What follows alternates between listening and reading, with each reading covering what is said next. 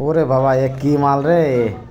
এই মালের খপ্পরে আমি পড়ছিলাম, আর একটুর জন্য হয়তোবা 2 থেকে 3 সেকেন্ড হলে আমার কোপ হয়ে যেত।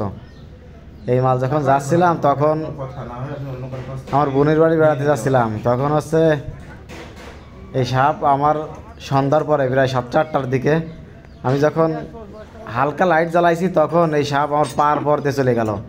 আমি পা নাড়াইনি, যদি পাটা নাড়াইতাম তাহলে এমন কোপ দিত আমার জীবনটাই শেষ।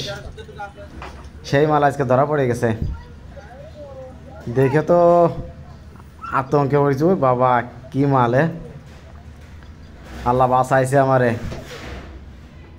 2 মিনিটের জন্য আপনি চেষ্টা করেন আসবে।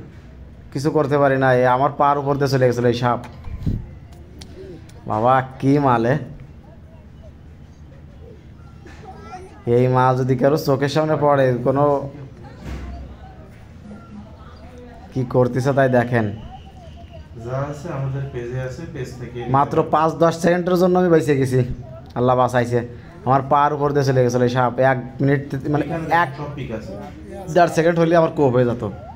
কি মাল রে ভাই! খুদা,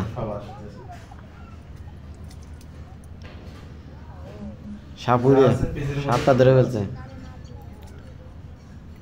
দেখলে তো পরানের মধ্যে পরান ফাইটে যায়। রাত্রে বিয়ালে যদি কারো সামনে সামনে পড়ে তাহলে তো তার জীবনই শেষ। কোপ দেওয়া লাগে না তো, দেখলেই আতঙ্কে।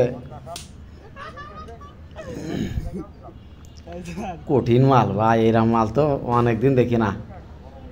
সেই দিন আমার চোখের সামনে পড়ে গেছে। সাপুরিকে অনেক ধন্যবাদ সাপটা ধরার জন্য।